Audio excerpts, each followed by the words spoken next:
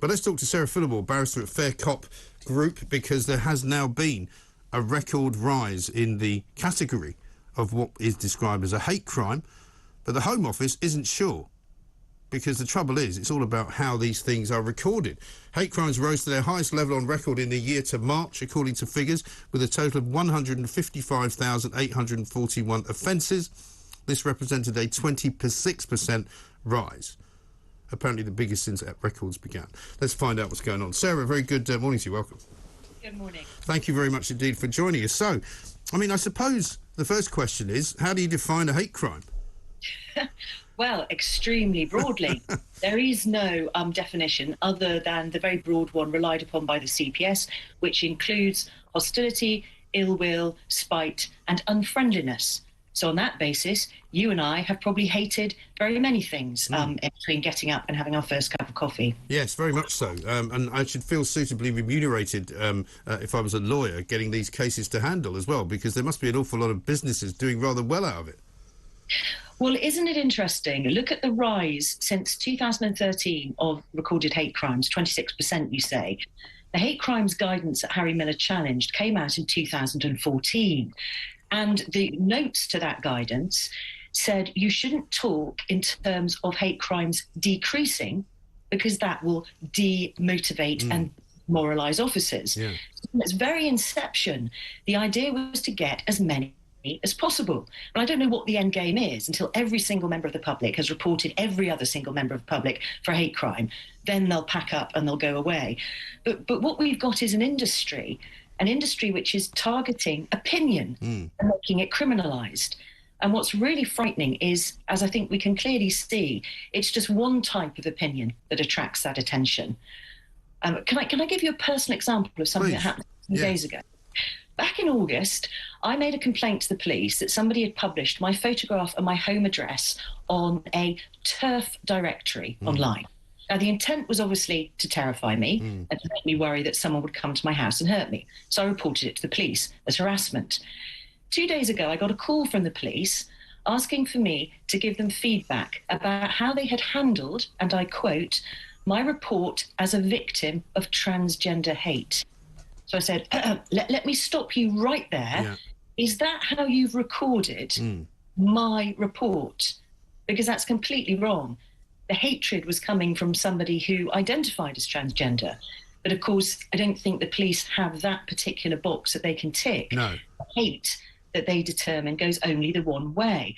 So I think the Home Office are very wise to be very sceptical about these figures. We just don't know what they mean. We don't know. No, because you know as well as I do, Sarah, we live in this world where people use statistics to back up their arguments all the time, which is why I always question the statistics, because I always say, well, you know, in what world are you actually adding up these numbers and what do they mean? And most of the time, they don't mean anything. You know, because you don't even know whether any of these reported crimes, one, were either crimes at all or were hate crimes. You don't know what the circumstances were. You're simply ticking a box and putting a number in it. So it's pretty worthless, really, in a way. Well, it's worse than worthless, I think, because it's causing real damage to society. There's a perception, whether it's fair or not, there's a perception that the police are more concerned about performing their virtue and coming round and knocking on your door if you're not perceived to be virtuous, rather than dealing with crime. Yeah. The corollary to this is, I think you mentioned, is the charge and conviction rates for every single category of offence has fallen. Yeah. I think convictions in rape cases are so negligible as to mean that rape is effectively decriminalised. We have people, as you've said, being stabbed in broad daylight trying to prevent a robbery. I mean, how much police time and resources is directed to things said on social media? And I'm currently being investigated by my regulator for tweets which include a critique of Brokeback Mountain. I am told that that is unacceptable, abhorrent homophobia. And you will not be surprised to know that I am objecting to this investigation. Yes. We'll see what happens. But this is the danger, isn't it? To focus all your attention on me as hateful, because I have a view about Brokeback Mountain and how it's not really very nice for a gay man to marry a woman and pretending he's not gay. I don't think that makes me homophobic. That's a perfectly reasonable and legitimate point of view that people may have. And this is the problem, because if what's driving this hate crime guidance legislation is a belief that people can be threatened or intimidated into not hating, it's absurd, because what we're doing is not hating, we're disagreeing. Yeah. We've got different views and opinions. Some religious people have a particular view about homosexuality. They are allowed to. What they are not allowed to do is incite violence or hurt people or harass them. And the police ought to be focusing on that, but they're not. So I'm really, really troubled. And as much as we get told by incoming police chiefs, such as the one now newly at the Met, and such as Suella Braverman, who says she doesn't want them to be so woke, you still see people like Caroline Farrow being arrested because of something she wrote on the internet. Well, I think there is a difficulty in these cases because there's certainly been a lot of toing and froing with Caroline Farrow and her supposed victim. But the police haven't helped because they went in extremely heavy-handed at the outset to say that only one person is the victim here. And that isn't helping. It's making it a lot more difficult to control, and it's upsetting a lot of people. So I think the politicians are making the right noise, but the police on the ground, I may give you another personal example. I made a complaint in June about a tweet by Chief Inspector Lisa Gore, who's employed by the College of Policing.